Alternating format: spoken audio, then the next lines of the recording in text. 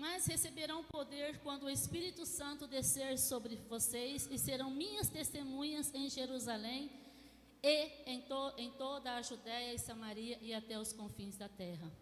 Essa foi a ordem dada por Jesus quando ele estava subindo para o céu. Eu vou pedir a você, meu irmão, que abra sua Bíblia lá no livro de Atos, no capítulo 1.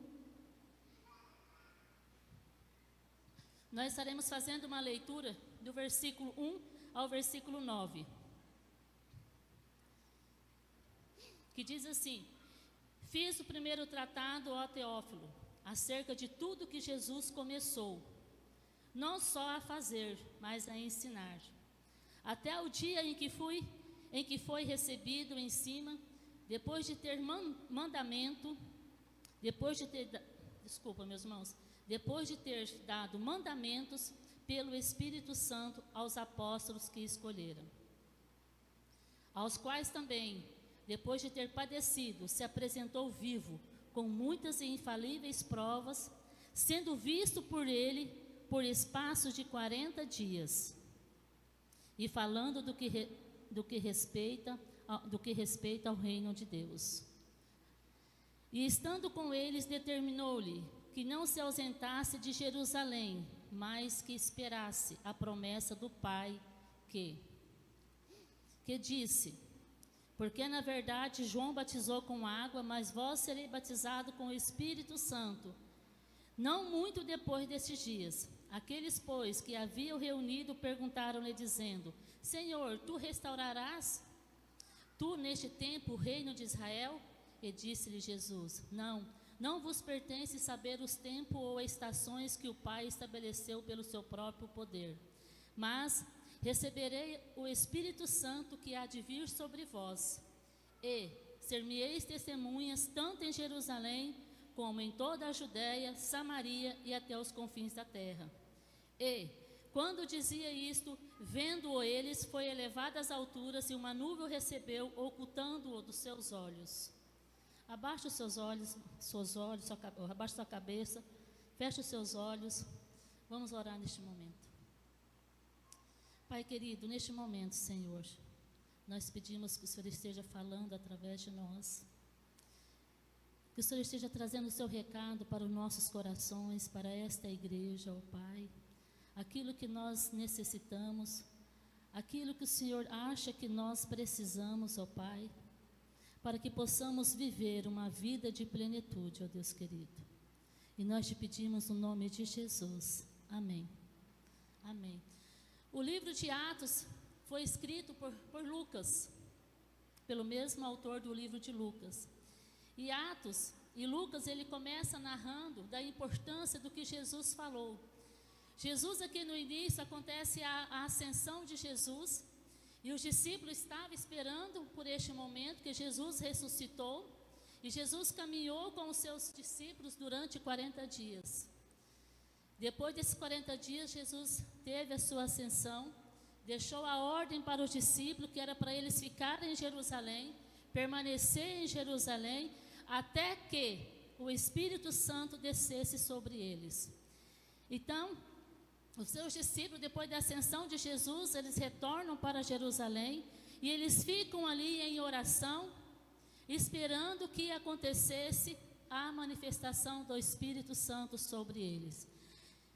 E essa manifestação vai acontecer lá no livro de Atos, no capítulo 2, no versículo 2, quando desce sobre eles, quando entra um vento dentro da sala onde eles estavam orando, e aquele vento traz ali com eles algumas línguas, e em cima de cada apóstolo é colocado uma língua. E ali começa então o batismo no Espírito Santo, a manifestação do Espírito Santo. Da ressurreição de Jesus até o Pentecoste, passaram-se 50 dias. Mas o que é importante para nós, e que eu quero trazer hoje para nós, quando nós falamos no poder do Espírito Santo, sereis minhas testemunhas. No poder do Espírito Santo, vocês sairão pregando o Evangelho a toda criatura, até aos confins da terra. Essa foi uma ordem dada não somente aos discípulos, mas é dada também a cada um de nós.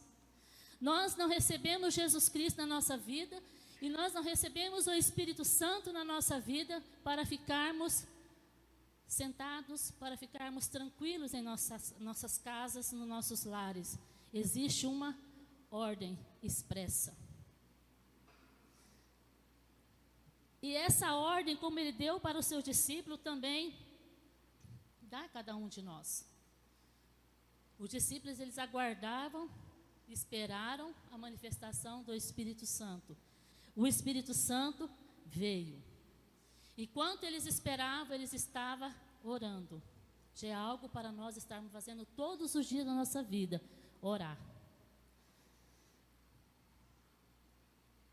E é no poder do Espírito Santo que nós somos convocados. É no poder do Espírito Santo que nós temos a nossa grande missão. Eu não sei qual é a grande missão que Deus tem colocado você na sua vida. Não sei qual é a grande... Às vezes você está esperando Deus colocar você, fazer igual fez com os discípulos. Vai para os confins da terra. Não, isso Ele já falou para você fazer. Mas às vezes você tem uma outra grande comissão na sua vida e você não percebeu ainda que você tem um chamado específico para aquela obra que Deus tem colocado na sua frente e você tem corrido dessa obra. A nossa igreja, graças a Deus, é uma igreja missionária. Mas a nossa igreja é uma igreja missionária quando nós falamos que em contribuições financeiras. E graças a Deus que a nossa igreja, talvez nós fazemos a campanha de missões, nós ultrapassamos o alvo. Mas não é somente isso, missões. Missões é na minha casa, missões é no meu bairro, missões é na minha família, missões é na minha cidade. O que mais que a minha igreja, ela pode fazer através de mim como missionária? O que mais que a minha igreja pode fazer com a minha vida? Nos anos de 90, quem viveu essa época de 90, 2005, 2010, vai lembrar que era falado-se um grande avivamento no Brasil. Vários pregadores falavam sobre homens que iriam se levantar e que no Brasil ia acontecer uma grande perseguição e que ia vir um grande avivamento. E começou a acontecer vários congressos no meio dos batistas mesmo. Eu nessa época sou ainda, né? Era adolescente, assim, jovens. Então a gente ia participar de congresso fora de Rondônia, onde falava avivamento, onde falava-se do poder do Espírito Santo, que aconteceria uma grande manifestação do Espírito Santo no Brasil, porque viria uma grande perseguição. Até que levantou-se um teólogo chamado e pastor Russell Shedd, né? Vocês já ouviram falar dele aqui. Um homem missionário, firme na palavra de Deus, e ele falou assim: meus irmãos, avivamento não é de dentro para fora, o avivamento não é de fora para dentro, o avivamento é de dentro para fora. O avivamento vai acontecer dependendo de como você está se relacionando com Deus, porque você já recebeu o poder do Espírito Santo. O Espírito Santo, ele já está habitando em você. Então é o que você está fazendo, o que você está permitindo que o Espírito faça na sua vida, que vai acontecer um grande avivamento. Bom, eu não sei se já aconteceu avivamento no Brasil, mas eu sei que na minha vida aconteceu. Porque quando isso nos chama a atenção, isso chama também a nossa responsabilidade. Que o meu compromisso com Deus, ele é individual. Que o meu relacionamento com o Espírito Santo é individual. O que vai fazer com que eu tenha o poder para fazer as coisas de Deus é conforme eu me relaciono com Ele. Não importa como eu estou vivendo, os problemas que eu esteja passando, mas se eu tenho certeza que eu estou vivendo no poder do Espírito Santo, eu vou me manter de pé e eu vou caminhar. Não é fácil, meus irmãos, não é fácil. Mas nós temos que lembrar que nós temos um Deus que deixou para nós o Espírito Santo, e que esse Espírito Santo é o Espírito que nos consola, é o Espírito que nos direciona. direciona. E é o Espírito também que nos dá o poder para termos um relacionamento vivo e eficaz com o nosso Deus. Eu não posso fazer missões se eu não conheço esse Deus. Eu não posso me manter de pé diante das tribulações se eu não sei quem é esse Deus. Quando nós falamos no poder do Espírito Santo, nós somos convocados não só para missões, mas para sermos pessoas diferentes, para vivermos o amor de Deus de maneira sábia e compartilhada. Eu não guardo esse amor de Deus para mim somente, eu quero compartilhar com as pessoas que estão em minha volta. Está na hora de nós pararmos um pouquinho e perguntarmos o que nós podemos fazer por Cacoal. O que a Igreja Batista Nova Aliança pode fazer por Cacoal? Ela pode ir para os bairros, ministrar às crianças, evangelizar as crianças que precisam ser evangelizadas. Precisamos de 5, 6 irmãos para fazer isso.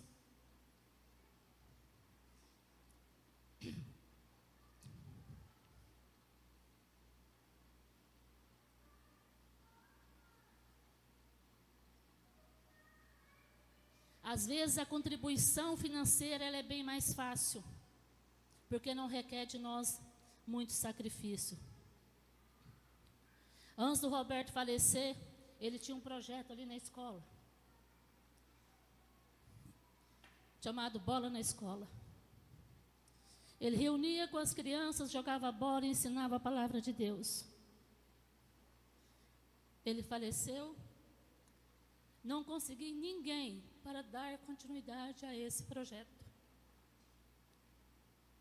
Estou lá em casa com o material guardado, com os jalecos que foram mandados fazer,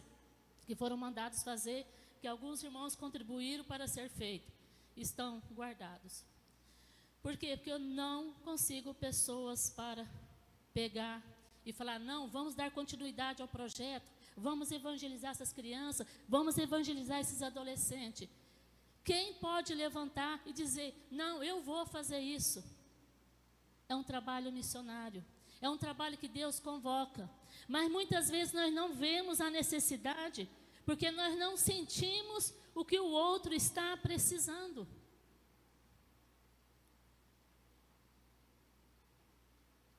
Nós somos convocados para uma grande comissão. Somos convocados e nós fazemos parte dessa grande comissão. Mas fazer missões é fazer missões através da obra social. O que nós, como igreja, fazemos de ação social? Ai, gente, eu vou ficar meio assim, né? Mas eu vou falar. Tem um projeto na igreja chamado Ana. É Ana? Acho que é Ana. Faz 20 anos que eu estou nessa igreja que eu ouço falar nesse projeto. Até hoje esse projeto não saiu da gaveta. O que falta para esse projeto sair da gaveta? Onde está o poder do Espírito Santo para dizer assim, não vamos tirar esse projeto da gaveta e vamos colocar esse projeto para andar? Nós temos um prédio que poderia fazer aquilo ali de consultório odontológico, psicológico, médicos para atendimento à nossa comunidade. Porque missões também se faz com ação social.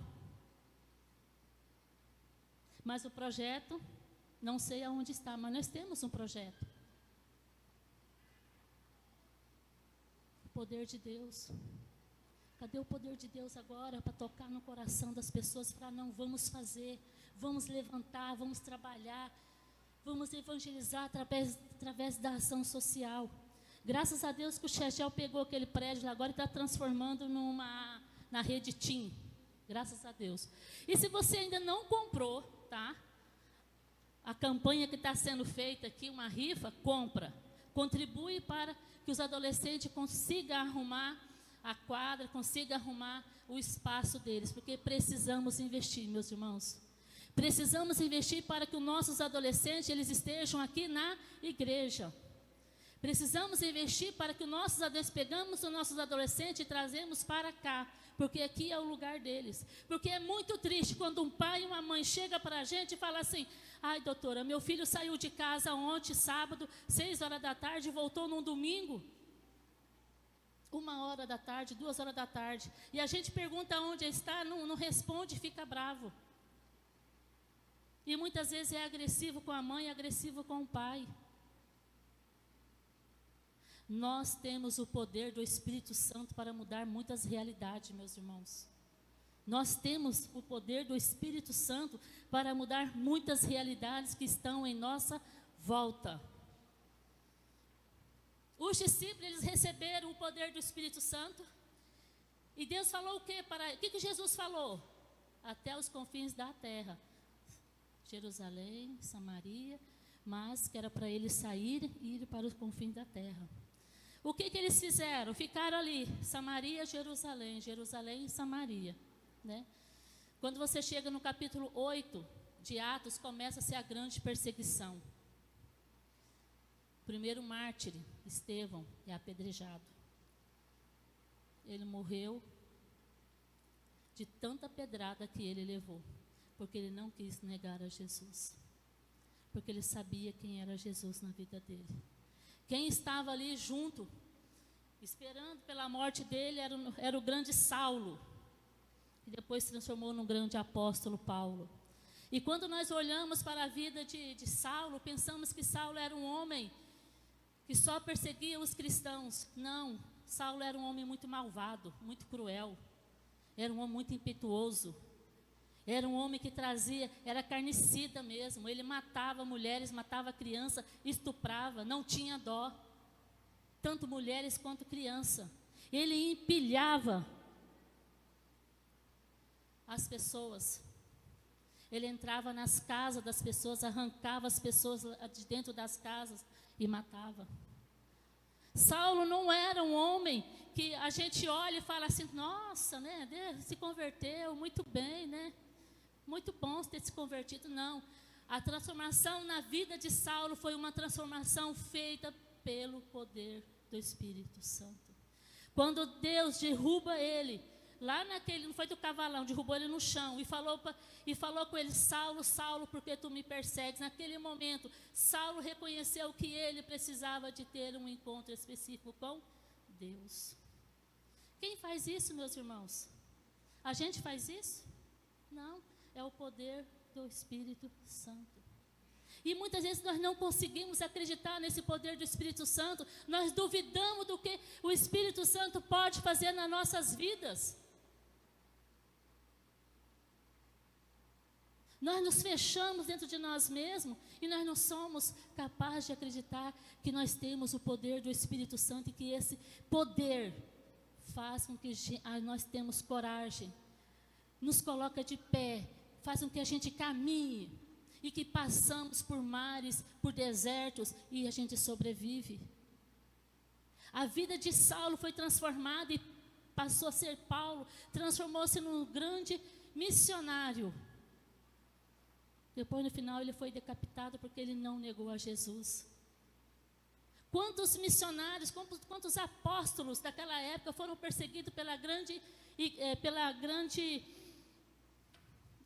foram perseguidos pelos romanos, pelo grande império romano, e eles não negaram a Jesus, e eles foram mortos, foram jogados dentro das arenas do Coliseu de Roma, e ali eles eram jogados para os leões comer, para os tigres comer, e eles não negavam a Jesus, porque eles sabiam que o poder de Deus estava com eles, porque eles sabiam da transformação que o Espírito Santo tinha feito na vida deles, e eles criam naquele poder, acreditavam naquele Deus.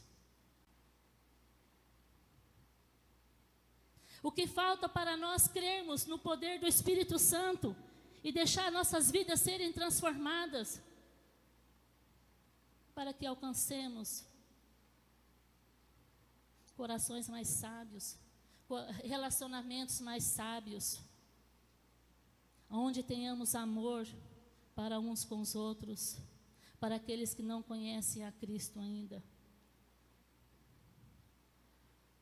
Precisamos fazer, além da nossa oferta missionária, precisamos ir além, muito além, porque nós temos capacidade para irmos além. Juntos nós somos mais fortes. No poder do Espírito Santo, nós somos capazes de irmos muito além do que simples ofertantes. Não podemos esperar chegar uma grande perseguição para nós sairmos correndo pelo mundo, como os discípulos saíram. Apesar de que nós hoje já temos algumas perseguições na nossa vida, se nós formos parar um pouquinho para olhar o nosso Brasil, olhar o cenário político, cenário financeiro, cenário de educação, cenário de saúde, a gente começa a ver algumas coisas que faz com que ou a gente nega Jesus, a gente se mantém firme na nossa posição de fidelidade a Deus. Quantas pessoas, quantos crentes estão aí defendendo o aborto, estão defendendo o homossexualismo, estão defendendo um monte de tranqueira, pedofilia. A nossa bancada evangélica a gente nem se ouve falar mais. E nós, muitas vezes, nos calamos. Nós estamos passando por perseguições. E o que nós estamos escolhendo? Aqueles discípulos, aqueles missionários, aqueles que foram mortos, eles escolhiam a servir a Jesus, eles não negavam a Jesus. Muitos de nós estamos negando a Jesus por uma cesta básica, com vale gás. Esquecemos que a Bíblia, o que a Bíblia ensina, o que a Bíblia está ali respaldada. Nós esquecemos disso. Eu não vou dizer que nós não passamos por dificuldade, não, passamos por dificuldade. E eu vou dizer uma coisa para vocês, meus irmãos, nesses últimos 3 anos, tem sido um desafio. Um desafio. Mas Deus, no poder do Espírito Santo, tem me mantido de pé. Porque eu acredito nesse Deus, e eu confio nesse Deus, e eu sei o que esse Deus ele fez por mim. E eu tenho experiência com esse Deus, que eu jamais serei capaz de negá-lo. Jamais. Porque as minhas experiências com Deus são muito mais fortes do que qualquer tribulação que eu tenha que passar. Nós temos que crer neste Deus, meus irmãos. Na experiência que você tem com este Deus, é que vai fazer com que você fique de pé diante das tuas tempestades. É no poder de Deus que somos capazes de amar o nosso próximo. É no poder de Deus que você é capaz de amar o seu esposo, mesmo ele cheio de defeito. Você amar a sua esposa, mesmo ela cheia de defeito, mesmo ela estourando o seu cartão de crédito todo ano, todo mês, toda hora. Não tem problema, você vai amar ela do mesmo jeito, porque você tem um amor no seu coração. Filhos, no poder do Espírito Santo, vão amar os seus pais. Pais, vai amar os seus filhos. Ah, não vai ter discussão? Vai ter discussão sim, porque é uma hierarquia, né? Pai manda no filho. Mas o nosso lar não é feito como um ringue, onde cada um quer mostrar quem pode mais, onde cada um tem o ego inflamado e quem tem o ego maior vai comandar. Não, porque isso não vai acontecer. Porque ali todos estão vivendo no poder do Espírito, no poder do Espírito Santo. Então, por que tantas brigas? Por que tantos divórcios? Por que tantas separações? É tempo de nós refletirmos, de vivermos no poder do Espírito Santo. Buscarmos aquilo que realmente importa em nossas vidas. Aqueles discípulos, a partir do momento que eles receberam o poder do Espírito Santo, eles passaram a buscar o que realmente importava na vida deles, que era um relacionamento com Deus e fazer a vontade de Deus. No poder do Espírito Santo, nós somos libertados. No poder do Espírito Santo, nós somos consolados. No poder do Espírito Santo, nós encontramos saída mesmo nos momentos mais difíceis, que nós achamos que nada vai acontecer. De repente algo acontece, porque nós temos a fé. E essa fé ela não vai amolecer, ela vai continuar firme. No poder do Espírito Santo, nós caminhamos por sobre as águas. No poder do Espírito Santo, nós caminhamos no deserto, passamos pelo deserto. Mas para isso, nós temos que nos colocar diante de Deus com o nosso coração aberto, com o nosso coração confessado, com o nosso coração puro, para que possamos receber esse Espírito em nossas vidas. E crermos que o Espírito Santo está fazendo morada em cada um de nós. A partir do momento que nós somos batizados, nós recebemos o Espírito Santo. A partir do momento que eu recebo Jesus na minha vida, eu sou batizado com o Espírito Santo. Eu não estou falando do batismo com água. Eu estou falando quando nós recebemos Jesus na nossa vida. Nós recebemos o Espírito Santo. Então, o Espírito Santo, ele está em você. Ele está em você. Tem uma música que fala, o Espírito Santo está em você. Né? Eu não canto não, tá, meus irmãos? Eu não canto, nem para criança eu canto, porque senão as crianças saem tudo correndo. Mas o Espírito Santo, ele está em nós. Então, por que nós ainda temos dificuldade de viver no poder do Espírito Santo e deixar esse poder direcionar nossas vidas? Eu não estou dizendo aqui que nós não teremos dificuldade, não, eu já falei aqui, teremos dificuldade sim. Já falei aqui que os últimos 3 anos, para mim, foram uns anos muito difíceis. Mas eu creio que vai passar, e que daqui um pouco vai passar. E que as coisas irão melhorar. Mas nós temos que viver nessa plenitude, temos que viver nesse poder do Espírito Santo, porque o Espírito Santo nos foi dado, não só para nos consolar, não só para nos confortar, não só para nos direcionar, mas também para que nós fizéssemos parte da grande comissão. E para que nós pudéssemos compartilhar o amor de Deus. Precisamos compartilhar esse amor de Deus. Para não negarmos a Jesus em nenhum momento da nossa vida. Em nenhum momento, quando nós vamos tomar qualquer decisões, não pesar o A ou o B, mas pesar a palavra de Cristo em nossas vidas. Porque é a palavra de Cristo que vai fazer diferença. Porque a perseguição, eu não sei se ela já chegou, mas às vezes parece que está aí, né? Mas se eu tenho o poder de Deus na minha vida, se eu tenho o poder do Espírito Santo, eu saberei o que fazer na hora da perseguição. Eu não sei como você está diante de Deus, meu querido. Eu não sei o que falta na sua vida para você sentir e viver o poder do Espírito Santo em sua vida. Eu não sei se você tem dificuldades com Deus, se você está passando por um deserto, ou está numa grande tempestade, e você não consegue confiar em Deus.